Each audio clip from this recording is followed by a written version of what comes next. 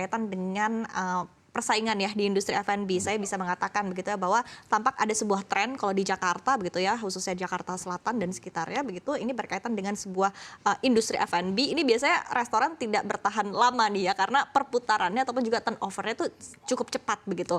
Nah, dari partai sendiri seperti apa menyiasati strategi ini, seperti apa? Ya, kembali lagi waktu kita bikin, kita udah tahu dan kita baca statistik. Kebanyakan yang tadi dibilang oleh Mbak tadi betul, yang turnover tadi, yang hype tadi, adalah restoran yang dibuka dengan katakanlah dengan kondisi hype sekarang. Contohnya, sekarang lagi K-pop, Korean food, kemana-mana orang buka Korean makanan. Padahal mereka lupa, Indonesian they don't eat Koreans gitu. Oke, once in a while gitu mungkin dia makan Korea mungkin, tapi nggak selalu. Mereka selalu go back ke Indonesian food gitu.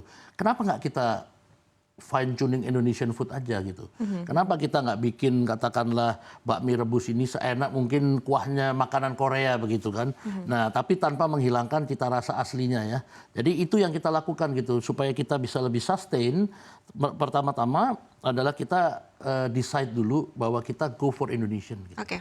Itu yang menjaga agar kita bisa all the times pagi, siang, sore, malam orang makan gitu. Oke, tapi perebutan dari target market ini sendiri seperti apa? Karena ketika kita berbicara tadi, Korean kan biasanya ada target marketnya sendiri, begitu kan? Makanan Indonesia juga ada target marketnya sendiri. Nah, apakah memang terasa mungkin perebutan target market antar satu bisnis F&B dengan bisnis lainnya? Iya, itu pertanyaan yang bagus ya. Kenapa? Di dalam Indonesian food sendiri, itu banyak sekali yang punya segmen-segmen tertentu. Contohnya salah satu restoran yang kalau kita makan, kita berasa formal sekali. Nah, kita nggak masuk ke sana. Karena market yang formal ini terlalu mungkin pejabat. Niche market. Ya, niche market atau mungkin direksi-direksi perusahaan besar. Kita lebih ke makanan bagus, tempat bagus, tapi ada lifestyle-nya. Dan kita tematik, seperti restoran yang di Senayan ini di depannya depan danau. Ada juga nanti ada kapalnya untuk kita jadiin restoran. Lalu sekarang udah ada outdoor area yang kita desain seperti beach club. Kan kita lihat orang Jakarta banyak ke Bali hanya foto-foto di beach club. Nah, kita adain di tengah kota Jakarta sekarang. Di Senayan Park gitu kan. Jadi ini tujuannya supaya bisa bring rasa casual gitu.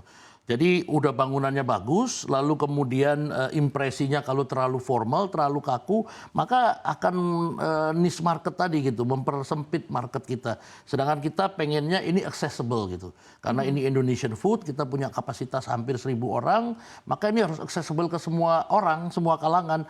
Either itu student atau itu high-end high-end businessman, tetap bisa makan di tempat kita gitu. Oke, baik. Nah, menarik tadi kita juga sempat membahas begitu upaya yang dilakukan untuk membawa makanan Indonesia ini lebih terkenal lagi ya di kancah global begitu. Dan ini juga tadi kita sudah membahas mungkin langkah-langkah yang bisa dilakukan oleh pemerintah. Tadi dari sisi pembiayaan ya sudah dibahas. Nah, tapi mungkin overall kerjasama atau kolaborasi yang bisa dilakukan agar mungkin tiap stakeholder ini tidak berjalan sendiri-sendiri, karena kalau ketika kita lihat visi dan juga misinya sebetulnya sama begitu, tujuannya sama, tapi apakah memang kerjasama perlu lebih ditingkatkan lagi, Pak Sony? Ya, itu valid sekali Mbak poinnya, bahwa memang kita lihat di sini perusahaan-perusahaan BUMN besar Indonesia, ini visi misinya semuanya mau memajukan Indonesia, terutama BUMN yang bergerak di bidang pariwisata. Juga kementerian, juga Kemenparekraf. Cuman sayangnya yang BUMN ini masih sektoral BUMN aja. Kementerian juga dengan misi kementeriannya. Sementara kami ini di tengah-tengah kan ada pengusaha-pengusaha kecil inilah, nggak sekorporasi mereka. Nah, ini mungkin perlu diadakan satu semacam sinergi ya, sinergi agar sama-sama. Kalau seandainya BUMN terjadi limitasi terhadap movement mereka, mungkin kita private yang bisa maju. Contohnya untuk buka restoran di Dubai mungkin, atau mungkin di Singapura. Itu mungkin BUMN butuh waktu yang panjang, butuh proses yang panjang. Karena harus ada justifikasi segala macam kan, apalagi kementerian. Kita aja yang maju, tapi kita didukung dengan dari BUMN ataupun didukung oleh pemerintah begitu.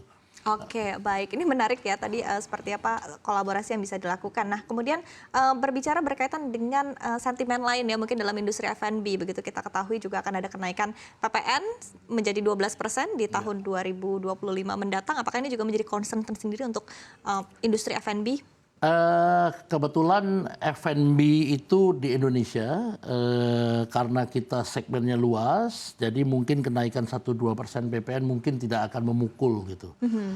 Tapi mungkin adanya pajak-pajak tertentu yang akhirnya nanti bisa membawa masalah begitu. Contohnya ya isu yang terakhir ini adanya pajak hiburan. Tapi sih saya sudah mendapatkan klarifikasi langsung dari Pak Menteri kalau memang restoran tidak kena pajak hiburan. Yang kena pajak hiburan ini kan klub malam atau mungkin karaoke. Nah ini agak melegakan ya. Apalagi kemudian timbul wacana untuk penundaan ya. Karena pajak-pajak tertentu inilah yang akan kill the business gitu. Karena kita baru mau grow terus kemudian ada isu pajak 75%.